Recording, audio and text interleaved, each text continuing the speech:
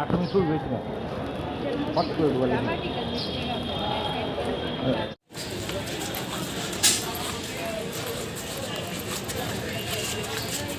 ও খা ছাড়ো না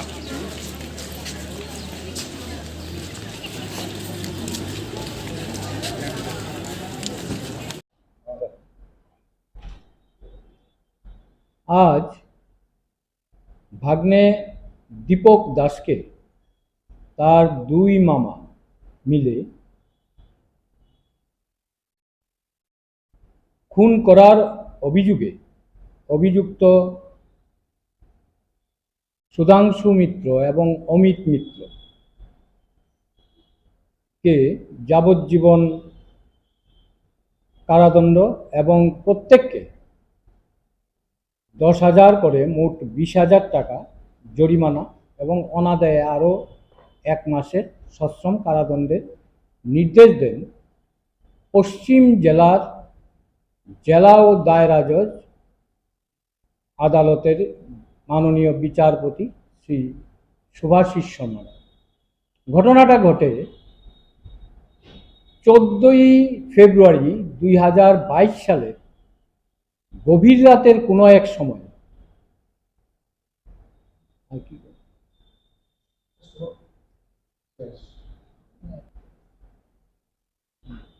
এই মামলা কতজন সাক্ষী দিয়েছে? এই মামলায় কোনো প্রত্যক্ষদর্শী না থাকলেও পারিপার্শ্বিক সাক্ষ্যবাক্যের উপরে মাননীয় আদালত এই রায় দেন। এখানে মোট 25 জন সাক্ষী মাননীয় আদালতে সাক্ষ্যবাক্য দেন এবং ওদের সাক্ষ্যবাক্য এবং শুনানি শেষে আজ আদালত এই রায় দেন। এই মামলার তদন্তকারী অফিসার ছিলেন এসআই ওবায়দুর রহমান এবং ইন্সপেক্টর রানা চ্যাটার্জি এবং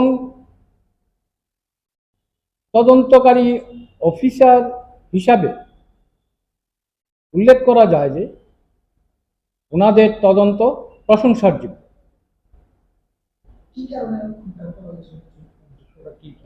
এটা সম্ভবত সম্পত্তির লোভেই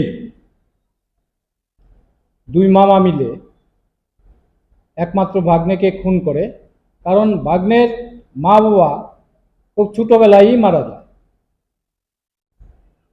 ভাগ্নে কি মামার কাছে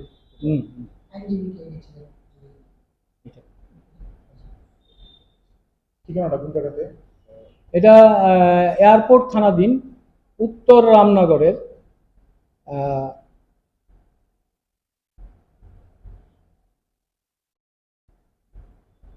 রামনগরের গান্ধীগ্রাম এলাকা।